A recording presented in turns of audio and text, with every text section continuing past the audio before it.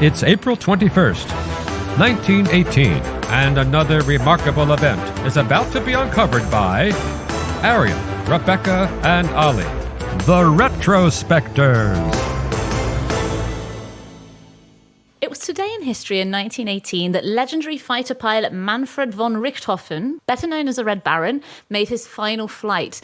In scenes that wouldn't be out of place at the emotional climax of an action movie, he was killed saving his cousin and fellow aviator Wolfram's life, a fittingly heroic end for a man whose prowess in the skies had made him a legend among friend and foe. I think we also really need to lead here on the Australian contribution to at least part of the story. I knew you were going to say that.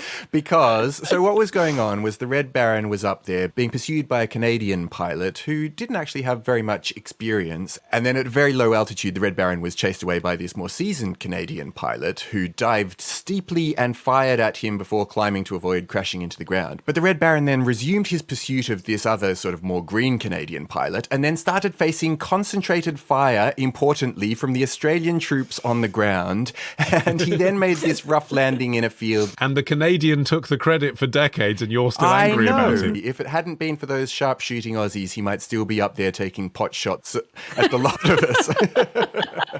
Well, maybe. Citation needed. What we do know is that he was struck in the torso by a bullet. So we don't know. We still don't know, genuinely. And you can't know whether that came from above or below. Sure, you don't know, mate. But he did. But he did die after crash landing in a beetroot field in Vaux-sur-Somme, which you would think would be a bit of a damp squib of an ending for this German fighter ace. Like, you know, this hero, weirdly not only for Germany, but in a strange kind of perverse way for the Allied forces as well. I mean, it would have been a real badge of honour to bring him down, I guess. So even though his reign would have been a reign of terror, killing 80 people in the skies at the same time, like, you can imagine, can't you? If you're in the RAF, this is the guy you want to be in a fight with, weirdly. But you would think it would be a kind of unglamorous end, and yet not really. Like, his name, the Red Baron, is still one that people know. And we should explain why that is. So he is genuinely a baron by birth, right? He's an aristocrat, and he's called the Red Baron because he painted his plane bright red. Yeah, and I think that actually boils down to what his appeal was to what should have been, you know, his enemies in the UK and beyond, is that it was a way to cling on to the idea of war as being something that was kind of colourful and adventurous and fun, which, you know, by this time, 1918, World War I had really shown the reality of war and how grim it was. And I think just the idea that there was this guy, you know, airplane technology was still quite new, and he was up there sort of flying back and forth, dodging, ducking and diving in this brightly coloured plane. It did bring a bit of romanticism that was desperately needed. And I think even the British side could kind of see the appeal in that, even though it was their planes he was firing on. And also, he didn't fight dirty, was the suggestion, right? So there was like almost, I mean, it's funny, the amount of times we've talked about the history of like chivalry in battle, it almost takes you back to some of these medieval battles that we've described, the way that people talked about him as representing some higher echelon of war. Nothing down and dirty like the trenches, but some codified gentleman's sport. Yeah, they were kind of the knights of the skies, I suppose, in that time. And he had been born into an aristocratic Prussian family and educated at a bunch of military schools and academies. And he was always a really excellent athlete and horseman, and in the beginning of the First World War served on both the Western and Eastern fronts as a cavalry officer. And he got the Iron Cross for his courage under fire. He was a very good cavalry officer, but he grew restless after his unit was consigned to supply duty in the trenches. And the thing that he said when he wanted to transfer to being a pilot was he said he hadn't joined the military to collect cheese and eggs. Yeah, I mean, it goes back to what you were saying about Knights of the Air. You know, the cavalry traditionally would be where these heroic charges were taking place, and the cavalry just wasn't compatible with trench warfare. It's easy to see how the Air Corps could seem like the closest modern equivalent. So in 1915, he transferred. He scored his first official victory in September 1916, downing an RAF plane over Cambrai, and he marked the occasion by having a silver cup engraved with the date and the type of plane. He ultimately got to 60 cups. When he started this hobby, he probably didn't realise how many cups he was going to need. He got to 60, and then he was forced to stop because it was the middle of the war and there were silver shortages. And they said, well, why don't you make it out of something cheaper? And he was like, no, I'll just stop. If they can't be silver. He was already labelled as an ace after 5 kills, though, which I didn't know. Did you know that? I've always just heard the phrase ace and sort of thought it was a bit of boys' own terminology. I didn't realise that ace actually relates to a number. When you kill 5, that's the conventional number by which you become an ace. So that tells you, to get from 5 to 80, how good he was at this. And in June 1917, he was put in command of a wing, which was 4 squadrons of fighter pilots, and they became nicknamed the Flying Circus due to their bright colouring and the fact that they had this, moving HQ. They had tents and things that would follow them on the ground so they could set up wherever, and it was being, and it was sort of compared to a circus tent. But I didn't know that's where that came from either. That's Did good. you? Flying Circus. And although he was associated with the red Fokker triplane, he didn't actually fly this until pretty late in his career. He only scored 19 of his 80 victories in it. Prior to that, he flew a variety of aircraft, but he started painting them red earlier in January 1917 when he was first made a squadron commander. And the rest of the squadron, they aped him. They painted red markers on their own planes. And this practice spread to other aerial units. They would adopt different colours to be, their thing. And German High Command apparently weren't super keen on this. It wasn't coming from the top at all. It was just something that pilots started doing. And then, you see in World War II, it all grew into people painting cartoons and slogans on their planes. And even now, national air forces have their, brightly coloured insignia. But that's ballsy, isn't it? Just think about that decision, to make your plane the most visible thing in the sky. Yeah.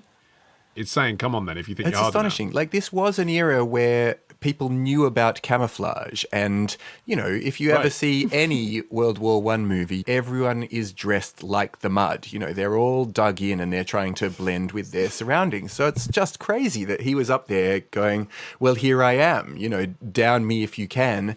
And I suppose that also tied in with the fact that he really had, by this stage, become a propaganda symbol, lavished with military decorations and featured in regular news articles and on postcards, because he was a representation of what was great about the German war effort. And so they were willing to tolerate a certain degree of eccentricity in exchange for his value in propaganda terms. And eventually got to the point where he was such a national hero that the German High Command were really nervous at the prospect of his death.